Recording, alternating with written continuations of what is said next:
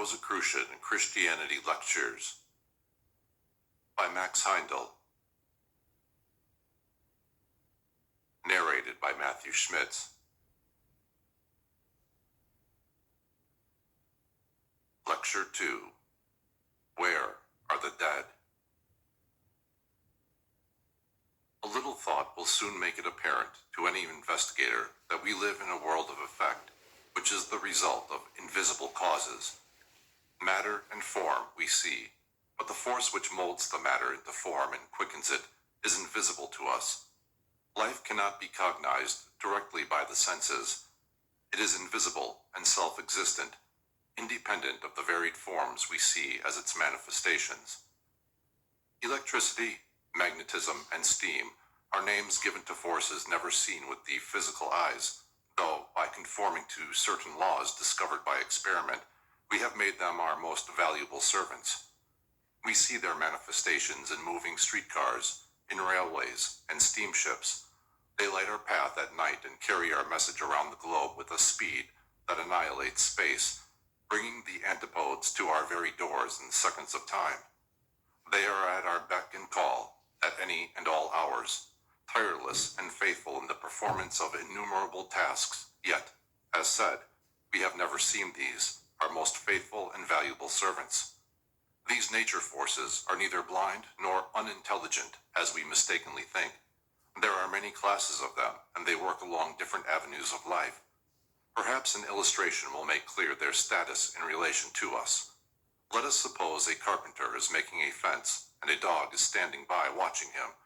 The dog sees both the carpenter and his work, though it does not fully comprehend what he is doing.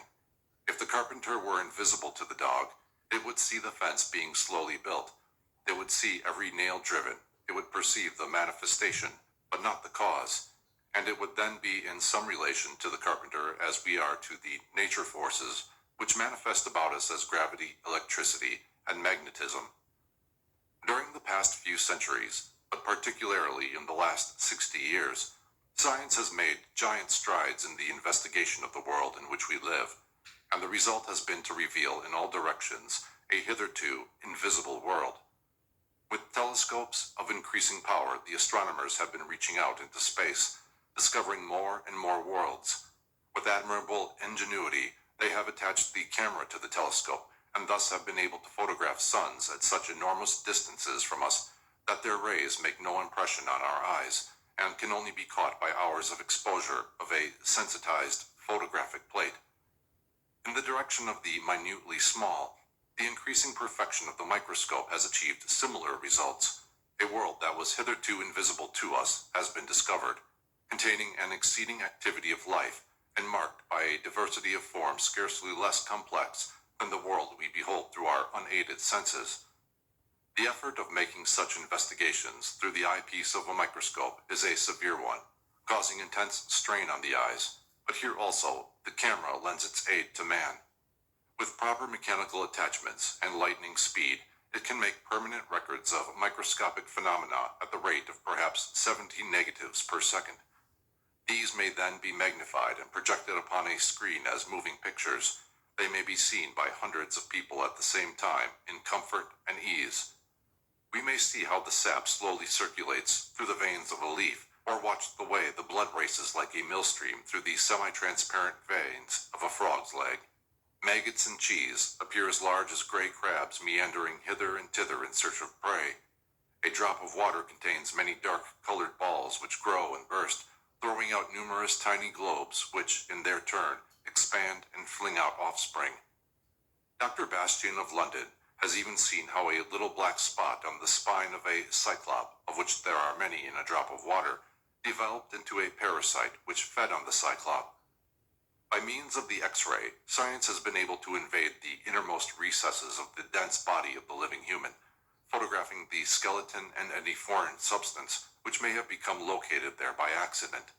Thus, in many directions, a hitherto invisible world has presented itself to the gaze of the persistent investigators. Who shall say the end has been reached, that there are no other worlds in space beyond those now photographed by astronomers? No life dwelling in forms more minute than those discovered by the best microscopes of today. Tomorrow, an instrument may be designed that will reach beyond all previous devices and show much of what is hidden today. The infinitude of space, of the great and of the small, seems to be beyond question and independent of our cognition. In looking over the marvelous achievements of physical science, there is one characteristic particularly worthwhile to note, namely that each new discovery has been made through the invention of new or the improvement of previously existing devices to aid the senses. And for that reason, the investigators of science have been limited to the world of sense, the dense, physical world. Scientists have dealt with the chemical elements, solids, liquids, and gases, but beyond that, they have no instruments capable of reaching, although forced to postulate a still finer matter they call ether, because without this finer medium, they find it impossible to account for light, electricity, etc. Thus we see that physical science inductively recognizes the existence of an invisible world as a necessity in the economy of nature. Both physical and occult science are therefore agreed on that point, and both reach into the invisible world for solutions to problems.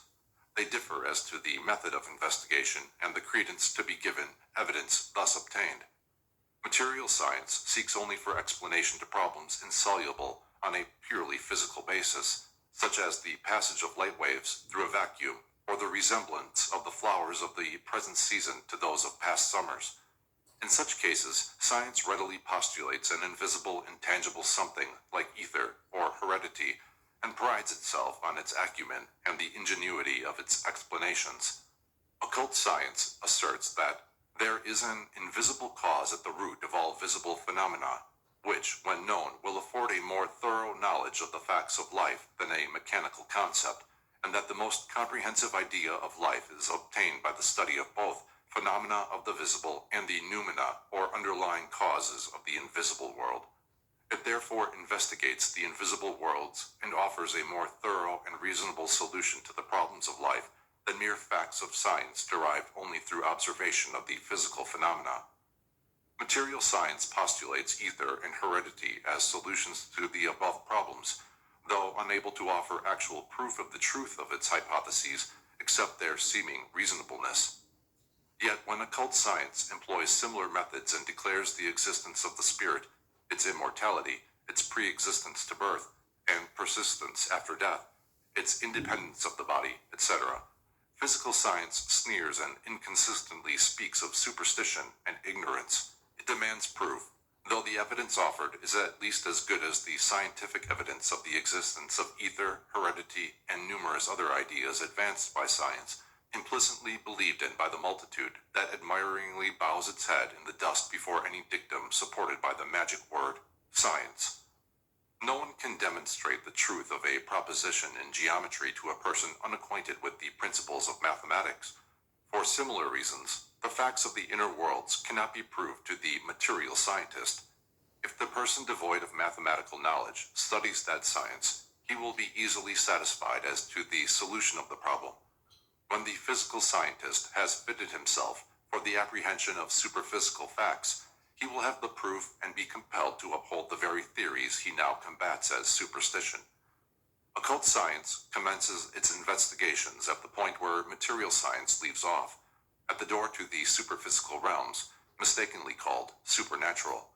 There is nothing supernatural or unnatural. Nothing whatever can be outside nature, although it may easily be superphysical, for the physical world is the smallest part of the earth. Unlike the material scientist, however, the occult scientist does not pursue his investigations by means of mechanical instruments, but by improving himself, by cultivating faculties of perception latent in every human being, and capable of being awakened by proper training. The words of Christ, "Seek, and ye shall find," were particularly applied to spiritual qualities, and directed to whosoever will. All depends upon oneself. There is none to hinder and many to help the earnest seeker after knowledge. The discussion of the means and ways are, however, outside the present topic, and must be left for elucidation in future essays, Numbers 3 and 11. But, someone will say, what is the use of troubling about an invisible world? We are placed here in this workaday material world. What have we to do with an invisible world? And even though it may be true that we go there after death, why not take one world at a time? Sufficient unto the day is the evil thereof. Why borrow more? Surely such a view is a most short-sighted one. In the first place, a knowledge of the after-death state would take away the fear of death which haunts so many people, even while they are in the most vigorous health. In the most careless life, there are times when the thought of the leap in the dark which must sometime be taken dulls the sense of joy in life, and any explanation offering definite, reliable knowledge upon this important subject surely ought to be eagerly welcomed. Besides, as we look about us in the world, we see there is one law that must be apparent even to the most callous, the law of causation. Each day our work and condition depend upon what we did or did not do the day before. It is absolutely impossible for us to tear ourselves away from our past, to start afresh. We cannot perform an act that is not connected in some way with our previous acts, limited and hedged about by former conditions, and it must surely appear as reasonable to suppose that whatever may be the mode of expression of life in the invisible world, it will be in some way determined by our present mode of life. It would be logical also to declare that if reliable information about this invisible world were available, it would be wise to prepare oneself with it for the same reason that when we wish to travel in a foreign country, we acquaint ourselves with its geography, laws, customs, language, or other necessary information. We do this because we know that the more thoroughly we are primed with this knowledge, the more we shall profit by our travel, and the less will be the annoyances due to changed conditions. The same must logically hold as regards the post-mortem state. Again, some objector will say, but that is just the rub. Whatever the condition after death may be, no one knows for certain. Those who profess to know all differ from each other in their stories, many of which are unreasonable, impossible. In the first place, no man has a moral right to assert that no one knows, except he himself is omniscient and knows the extent of the knowledge of all who live. And it is the height of arrogance to attempt to judge the mental capacity of all others by the exceedingly narrow ideas which wiseacres who make such statements generally have. The wise man will always have an ear open for new evidence. He will be willing and eager to investigate. And even though there were but one man who professed knowledge of the invisible worlds, that would not necessarily prove him mistaken. Did not Galileo stand alone in asserting his theory concerning the movement of the heavenly bodies, to which the whole Western world has since become converted? As to the difference of the stories told by those who profess to know about the invisible worlds, this is not only to be expected, but is a valuable feature, as an illustration from daily life will show. Supposing San Francisco had been entirely rebuilt on an imposing scale with all the latest and most modern improvements, and had decided to celebrate the occasion by a grand festival, many thousands would flock to the Golden Gate to rejoice in the new phoenix which had arisen from the ashes of that beautiful city, so suddenly swept from the face of the earth in a fiery death. Among others would probably come a considerable number of newspapermen, reporters from different parts of the country, for the purpose of sending reports to their respective publications. It is a foregone conclusion that although reporters are trained observers, no two reports would be alike. Some might have certain points in general. Some would be unlike the others in every respect, for the simple reason that every reporter saw the city from his own particular viewpoint and noted only what appealed to him. Thus, instead of the diversity of reports being an argument against their accuracy, it would readily be seen that they would all be valuable as different phases of the one whole, and it is safe to say that a man who read all the different reports would have a vastly more comprehensive idea of San Francisco than if he had read only one report subscribed to by all the reporters. The same principle holds good concerning the different stories describing the invisible worlds. They are not necessarily untrue because varying, but form collectively a more complete narrative. As to the impossible stories, let us suppose that one of our San Francisco reporters, instead of observing, had spent the time enjoying himself and sent in an imaginary report. Surely that would not invalidate the honest reports. Or let us suppose that one was wearing a pair of yellow spectacles put on him without his knowledge, and he sent a report that the houses and streets were of gold. That would only show his ignorance in not knowing that the glasses were that color and not the city. and his report should not reflect on the sanity and veracity of the others. Lastly, let us remember that even though some things are at present beyond our reasoning power, that does not prove that they are unreasonable. The fact that a baby cannot understand square root constitutes no valid argument against mathematics.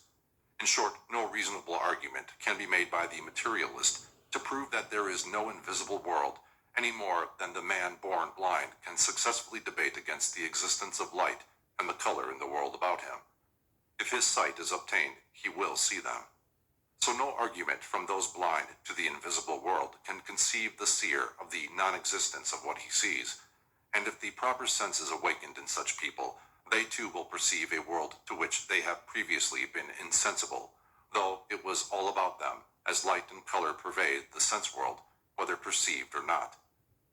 Passing onward from this negative testimony to the existence of the superphysical realms, to more positive evidence, an everyday illustration will show how matter is constantly changing from denser to finer states in nature.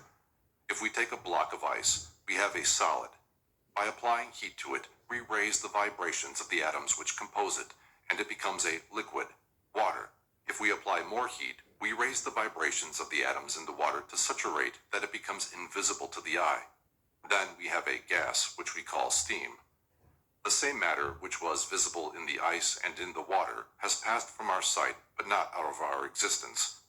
For by the application of cold, it will be condensed into water, and then may again be frozen into ice. Though matter may pass beyond the range of our perception, it still persists. So does consciousness continue, though it may be unable to give to me the slightest sign of existence.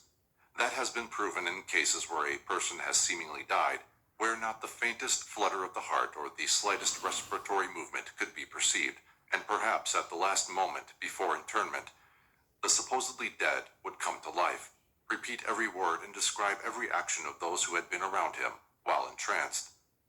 Therefore, when matter, which is indestructible, is known to exist in states invisible and intangible, and when consciousness is as alert or even keener when the dense body is entranced than in ordinary waking life, is it not reasonable to suppose that this consciousness may mold the matter invisible to us and function in it when excarnate, as it shapes during earth life the matter of this world, thus bringing into existence another world of form and consciousness as real to the excarnate spirit as this world is to the eyes dwelling in fleshly bodies?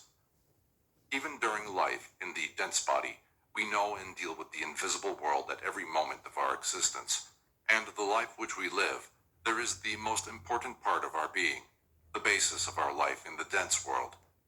We all have an inner life where we live amidst our thoughts and feelings, in scenes and under conditions unknown to our outside environment.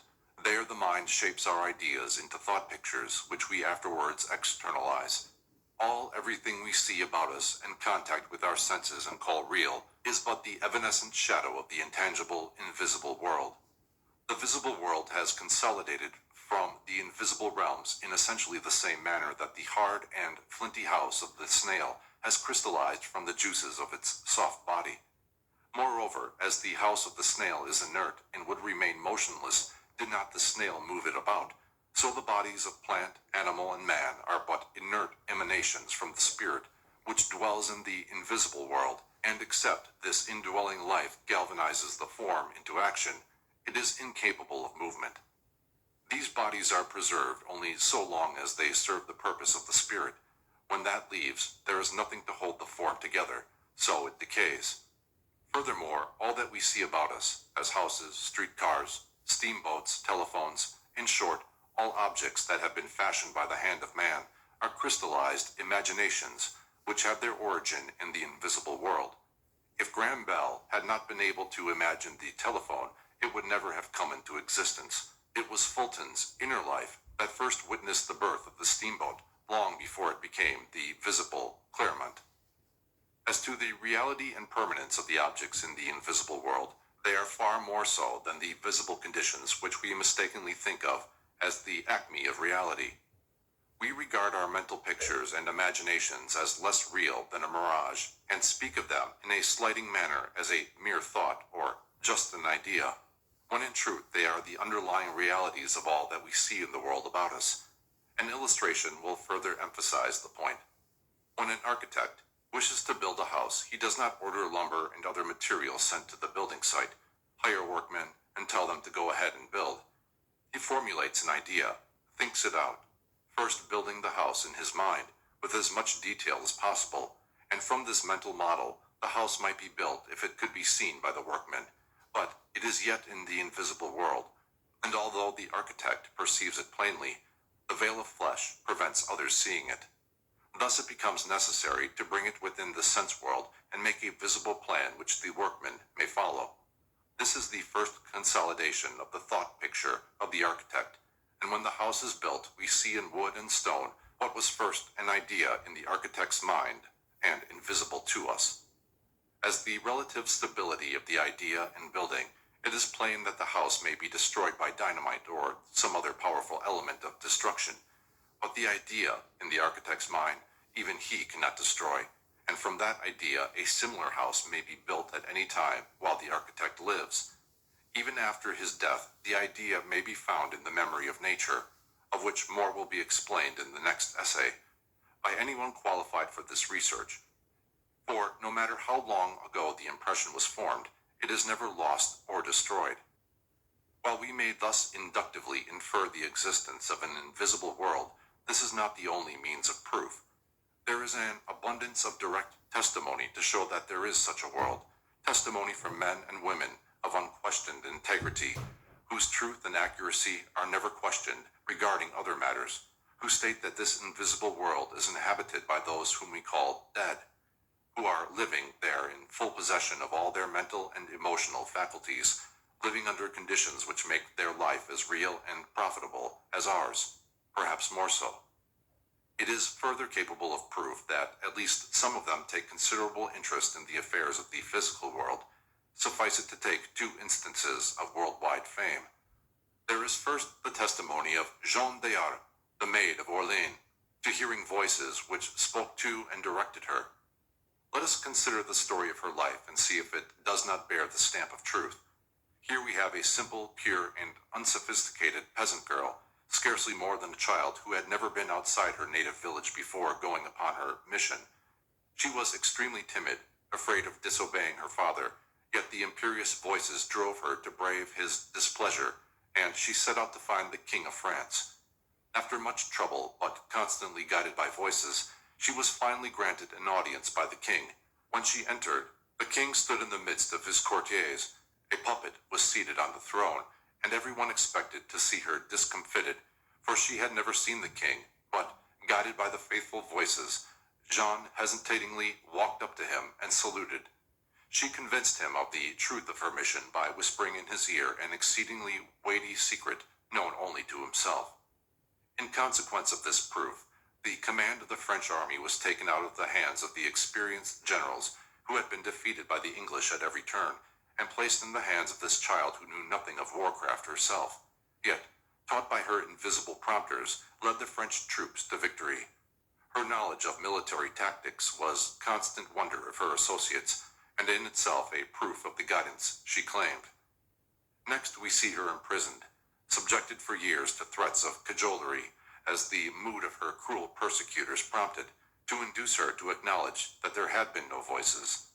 But the records of the proceedings of her different trials show in her answers a singleness of mind, an innocence and a straightforwardness unequaled in the annals of history, which confounded her judges at every turn. Not even death at the stake can make her abjure the truth as she know it, and to this day her testimony to the guiding voices from the invisible worlds stands unshaken, sealed with her life-blood. This martyr to truth has lately been canonized a saint by the church, which slew her. Ah, but, someone may say, while she was no doubt honest, she was but a simple peasant girl unaware that she was suffering from hallucinations, strange hallucinations which enabled her to unhesitatingly pick out the king she had never seen, and tell him a secret unknown to any other person, to accurately describe battles while they were being fought many miles away, as afterwards verified by participants. But let us pass on to our second witness, who is by no means of the simple-minded. In that respect, Socrates is an absolute contrast to Jeanne d'Arc, for his was the keenest intellect, the greatest mind we know, unexcelled to the present day. He also sealed his testimony to the voice of guidance from the invisible world with his lifeblood, and we may take it as a self-evident fact that it must have been an exceedingly intelligent voice, or it would never have been able to counsel so great a sage as Socrates.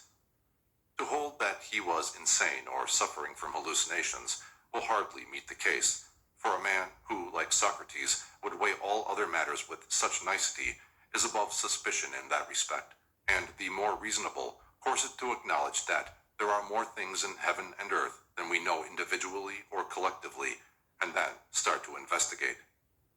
That is indeed what the most advanced people are doing in our day and age, realizing that it is just as foolish to be too skeptical to investigate as to be overcredulous and take for gospel truth everything we hear. Only by properly informing ourselves is it possible for us to arrive at a conclusion worth of our manhood or womanhood, no matter whether we decide one way or the other. Recognizing this principle and the single importance of the subject, the Society for Psychical Research was formed more than a quarter of a century ago, and numbers among its members some of the brightest minds of our time. They have spared no pains to sift the truth from error in the many thousands of cases brought to their attention, and as a result we find that one of the most prominent scientists of our time, Sir Oliver Lodge, as president of the Society, gave to the world several years ago the statement that the existence of an invisible world inhabited by the so-called dead and their power to communicate with this world had been established beyond peradventure in such an abundance of cases as to leave no room for doubt. Coming as that statement does from one of the greatest of modern scientists, one who has brought into his psychic studies a mind sharpened by science, who was well protected against being duped in any way, such testimony should command the highest respect among all who are seeking for truth. Having thus submitted inductive, deductive, and direct evidence, we may add that the existence of another world, intangible to the five senses, but readily investigated by means of a sixth sense, is a fact in nature, whether we recognize it or not, as light and color exist around, blind and seeing alike. It is the blind man's loss that he cannot see the light and color all about him. It is ours if we are blind to the superphysical realms, but to all who will take the trouble to awaken their latent faculties, the opening of the proper sense is but a matter of time. When that time comes, we shall see that the so-called dead are all about us, and that in fact there is no death, as John McCreary says in the following beautiful poem.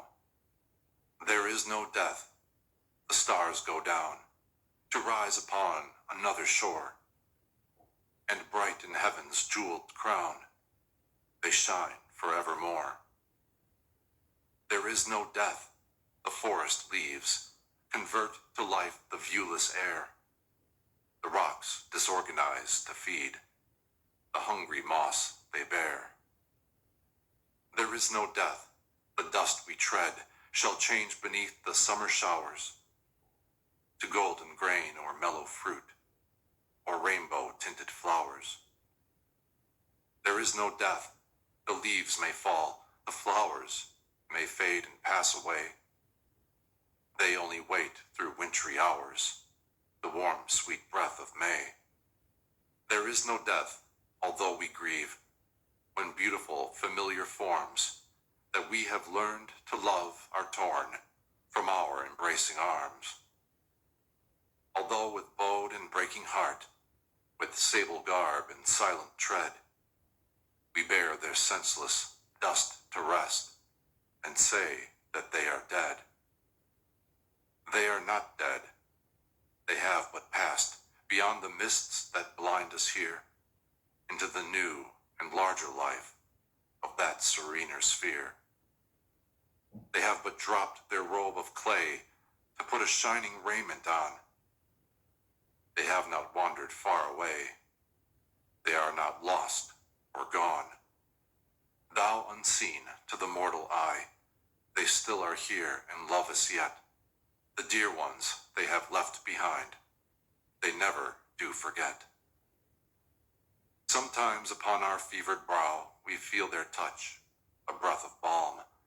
Our spirit sees them, and our hearts grow comforted and calm. Yes, ever near us, though unseen, our dear immortal spirits tread. For all God's boundless universe is life. There are no dead.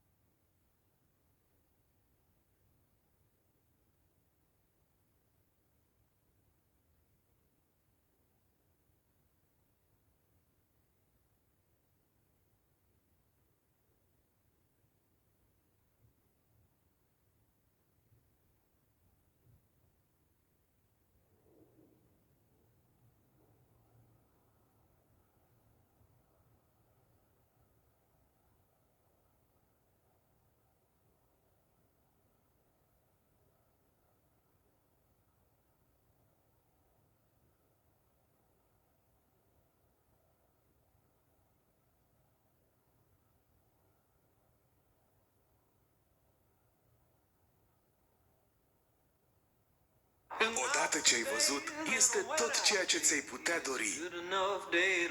Velux.